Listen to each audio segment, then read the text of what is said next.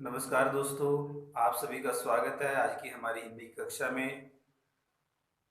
आज जैसे कि आप सबको विदित है कि हम पढ़ रहे हैं आपके पाठ्यक्रम में सम्मिलित कविता सूरदास जी के पद, जिसका शीर्षक है उधो तुम हो अति बड़भागी। इस कविता के अंतर्गत हमने कल पढ़ा कविता का पहला और दूसरा पहरा।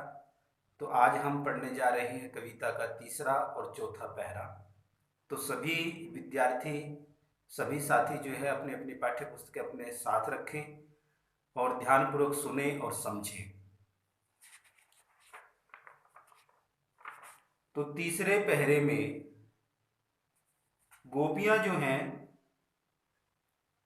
तीसरे पद में वे उद्धव की योग साधना को कड़वी ककड़ी के समान समझती हैं कि उद्धव जो योग का संदेश लेकर के आए हैं वो कड़वी ककड़ी के समान है। अर्थात जिस प्रकार से कड़वी ककड़ी जो है वो स्वादिष्ट नहीं होती, उससे मुंह कड़वा हो जाता है, स्वाद कड़वा हो जाता है, उसी प्रकार से जो है योग साधना उनको जो है उस जैसी प्रतीत हो रही है। और वो ककड़ी जैसा बता करके अपना जो उनका एकनिष्ठ प्रेम है, अर्थात भगवान श्री कृष्ण जी से जो उनका प्रेम है, उसी में वो अपना दृढ़ विश्वास जो है वो प्रकट करती हैं। चौथे पद की यदि बात करें तो चौथे पद में उद्धव को गोपियां ताना मारती हैं कि कृष्ण ने अब राजनीति सीख ली है, कृष्ण अब राजनीति करना जो है वो सीख गया है। अंत में गोपियों द्वारा उद्धव को राजधर्म अर्थात प्रजा के हित के याद दिलाई गई है कि प्रजा का हित किसमें है। और यहाँ पर सूरदास जी की लोक धर्मिता का जो है लोक धर्मिता को दर्शाती है ये पंक्तियाँ। तो ज़्यादा समय न लेते हुए शुरू करते हैं आज के हमारे तीसरा और चौथा पहरा। गोपियाँ कहती है उद्धव से कि हमारे हरिल हारिल की लकड़ी मन क्रम वचन नंद नंदन उर यह दृढ़ करी पकड़ी। हमारे हरि हारिल की लकड़ी। अब गोपियाँ उद्धव जी को कह रही हैं कि हमारे हरि अर्थात भगवान श्री कृष्ण हारिल की लकड़ी के समान है।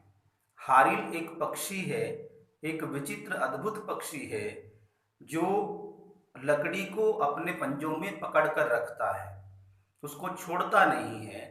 उसी प्रकार से गोपियां जो हैं अपने आप को श्री कृष्ण के लिए समर्पित कर चुकी हैं और उन्होंने श्री कृष्ण को पकड़ लिया है, पकड़ करके रखा हुआ है। और वो कहती हैं कि मन कर्म वचन नंद नंदन उर यह दृढ़ करी पकड़ी। हमने मन से, कर्म से और वचन से नंद नंदन उर, नंद नंद बाबा, नंदन उस नंद बाबा के जो लड़का है भगवान श्री कृष्ण, उर मैंने हृदय से, हमने मन से, कर्म से, वचन से जो नंद बाबा के लड़के हैं, नंद का नंदन भगवान श्री कृष्ण है, यह दृढ़ करी पकड़ी, हमने यह निश्चय करके पकड़ लिया है कि अब हम उसको छोड़ने वाली नहीं है। जिस प्रकार से एक हारिल पक्षी जो है उसको नहीं छोड़ता है, लकड़ी को नहीं छोड़ता है, उसी प्रकार से हम जो है हारिल पक्षी हैं और भगवान श्री कृष्ण हमारे लिए उस हारिल पक्षी की लकड़ी के समान है। और गोपियां अपनी दशा का वर्णन करते हुए कहती हैं कि जागत सोवत स्वपन दिवस निसी काना काना जकरी। कि जागत सोवत अर्थात जागते हुए, सोते हुए, स्वप्न सपनों में, दिवस दिन में, निसी रात्रि में, काना काना जकरी हम जो है कन्हैया कन्हैया का जाप करती हैं, कृष्ण कृष्ण का नाम जो है वो सुमिरन करती रहती हैं। इस प्रकार से हमने भगवान श्री कृष्ण को पकड़ रखा है। सुनत जोग लागत है ऐसो जो करुई ककरी। और उद्धव जो तुम ये योग का संदेश लेकर आए हो, इस संदेश को सुनकर ऐसा लगता है जो करुई ककड़ी, जैसे हमने कड़वी ककड़ी खा ली हो, अर्थात ये स्वादिष्ट नहीं है, इसलिए उसको वो मिथ्या मानती है। योग साधना को, कृष्ण प्रेम के सम्मुख जो है उसको मिथ्या स्वीकार करती हैं। सूतो व्याधि हमको ले आए, देखी सुनी न करी। सु मैंने यह तो, व्याधि मैंने होता है रोग, व्याधि मैंने रोग बीमारी, हमको ले आए अर्थात योग का संदेश जो लेकर के उद्धव जी आए हैं उसको गोपियों ने व्याधि बताया है, रोग बताया है कि ये रोग आप हमारे लिए लेकर के आए हैं। देखी सुनी न करी, जो हमने ना कभी देखा है, सुनी ना सुना है, ना करी और ना ही कभी इसे भोगा है, अर्थात ना ही ये रोग कभी किसी को हुआ है। यह तो सुर तिन्ही ले सौंपू, जिनके मन चकरे। और यहाँ पर परामर्श देते हुए गोपियां उद्धव से कहती हैं कि यह तो सूर की, सूरदास जी कहलवा रहे हैं कि तिन्ही ले सौंपो, तिन्ही मैंने उन्हें या उनको, ले मैंने ले जाकर के, सौंपो मैंने सौंप दो, जिनके मन चकरी अर्थात जिन लोगों के मन चलायमान हैं, अर्थात जो है वो एक निष्ठ प्रेम में विश्वास नहीं रखते हैं, वो कभी किसी से प्रेम करते हैं, कभी किसी से प्रेम करते हैं।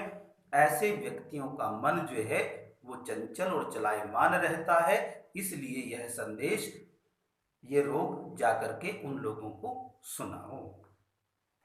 चौथे पहरे में गोपियां कह रही हैं कि हरि है राजनीति पढ़ी आए, कि भगवान श्री कृष्ण ने जो है राजनीति पढ़ ली है, राजनीति करना वो सीख गए हैं। समुची बात कहत मधुकर के, समाचार सब पाए। एक अति चतुर रह होते पहले ही, अब गुरु ग्रंथ पढ़ाए।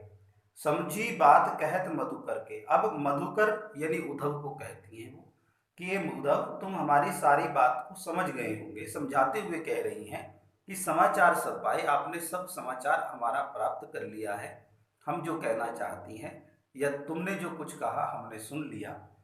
एक अति चतुर होते पहले ही, एक तो वो पहले से ही बहुत ज्यादा चतुर थे, एक अति चतुर होते पहले ही, थे होते मैंने थे, पहले मैंने पहले से ही बहुत चालाक थे, चतुर थे। अब गुरु ग्रंथ पढ़ाए, और अब उनके गुरु ने उनको राजनीति करना सिखा दिया है, राजनीति का ग्रंथ जो है वो पढ़ा दिया है। बढ़ी बुद्धि जानी जो उनकी, योग संदेश पढ़ाए, और हमने ये अनुमान लगा लिया है कि जो आप यहाँ पर योग का संदेश पढ़ा करके उन्होंने आपको यहाँ भेजा है, तो इससे हमें अनुमान हो गया है कि बढ़ी बुद्धि जानी जो उनकी, कि उनकी बुद्धि जो है अब बढ़ गई है, अर्थात अब वो राजनीति करना सीख गए हैं। उधो भले लोग आगे के परहित डोलत धाए, उद्धव को कहती हैं गोपियां कि उधो, हे उधो, भले लोग, भले अच्छे लोग, आगे के मैंने पहले के, अर्थात जो पहले के जो लोग थे वो भले हुआ करते थे, अच्छे लोग हुआ करते थे। परहित, परहित मैंने पर मैंने होता है दूसरा, हित मैंने भला, दूसरे के भले के लिए। डोलत धाये का मतलब होता है वो डोला करते थे, दूसरों के कल्याण के लिए वो घूमते फिरते थे, पहले के लोग जो है वो अच्छे थे। अब अपने मन फेर पाइए, चलत जो होते चुराए। और यहाँ पर गोपियां कहती हैं उद्धव से कि अब अपने मन फेर पाइए, कि अब हम अपने मनों को फिर मैंने दोबारा से पुनः प्राप्त करना चाहती हैं, पाना चाहती हैं। चलत जू होते चुराए, जो उन्होंने यहाँ से जाते समय, चलते हुए यहाँ हमारे हृदय जो है वो चुरा लिए थे, जाते समय हमारे मन जो चुरा लिए थे, अब हमें वो मन जो है वापिस चाहिए। ते क्यों अनीति करे अपुन जे और अनीति छुड़ाए। ते मैंने वे क्यों अनीति करे, अनीति क्यों करते हैं,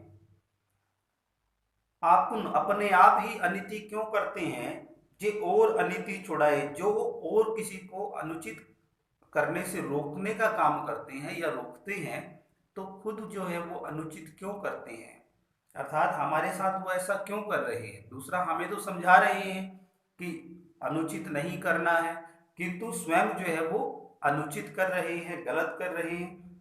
ते क्यों अनीति करे अपन, वे अपने आप अनीति क्यों करे, अनुचित क्यों करे, जे और अनीति छुड़ाए, यदि वो दूसरों की अनीति को छुड़ा रहे हैं। राज धर्म तो यह सूर जो प्रजा न जाहि सताए। अब यहाँ पर सूरदास जी के माध्यम से गोपियां कह रही हैं उद्धव से कि हे उद्धव, राज धर्म तो यह कि राजधर्म तो यह है कि जो प्रजा ना जाहि सताए, कि उसमें प्रजा को सताना नहीं चाहिए। राजधर्म तो यह कहता है कि प्रजा जो है वो दुखी नहीं रहनी चाहिए, उसको सताया जाना नहीं चाहिए। तो ये हमारी कविता थी सूरदास के पद, उधो तुम हो अति बड़भागी। आशा करता हूँ आप सभी को समझ आ गया होगा। पिछले जो दो पहरे हमने पढ़े उनका लिंक जो है वो डिस्क्रिप्शन बॉक्स में लिख दिया गया है, वहाँ से आप जो है समझ सकते हैं। और यदि आपको कविता अच्छी लगी हो, समझ आ गया हो, तो चैनल को सब्सक्राइब जरूर करें ताकि सबसे पहले आपके पास वीडियो पहुंचती रहे। घर पर रहें, सुरक्षित रहें। बहुत बहुत धन्यवाद।